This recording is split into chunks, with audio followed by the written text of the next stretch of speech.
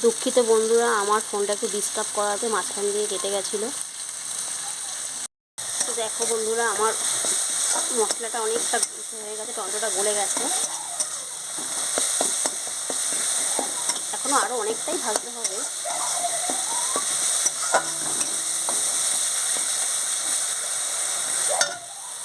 Tomato যখন পুরো গলে যাবে তখন আমি এর মধ্যে দিয়ে দেবো 1 চামচ ধনে, 1 চামচ জিরের গুঁড়ো। আবার ভালো করে কষিয়ে নেব।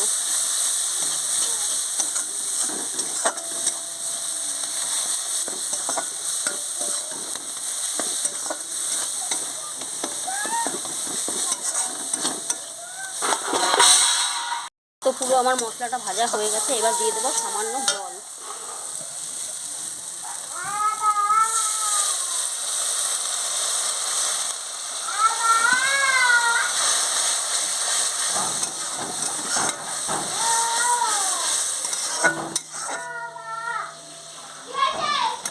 এবার এটা একটু ফুটে উঠলে তারপরে দেবো মাছ। দেখো আমার মাছের ঝোলটা পুরো ফুটে উঠেছে, এরপরে দিয়ে দেবো মাছগুলো।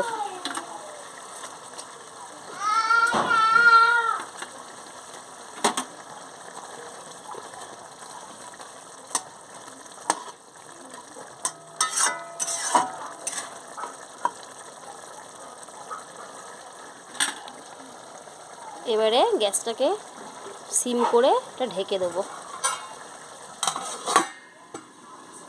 ফিরে আসি 5 মিনিট পর। আমি 5 মিনিট পর এবার ঢাকাটা তুলে নেব। তো দেখো আমার মাছ রান্না পুরো কমপ্লিট। এটা বেশি ঝোল হবে না, এরকম গামাখাই হবে, ঠিক আছে। এরপরে দিয়ে দেবো ধনেপাতা কুচি।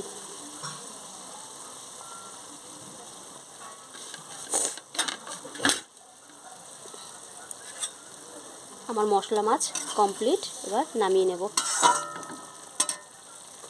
দেখো আমার মশলা মাছ রেডি। আমার মশলা মাছের রেসিপিটা যদি তোমাদের ভালো লাগে থাকে অবশ্যই লাইক, কমেন্ট, শেয়ার আর আমার চ্যানেলটাকে সাবস্ক্রাইব করে দিও। Tata, thank you.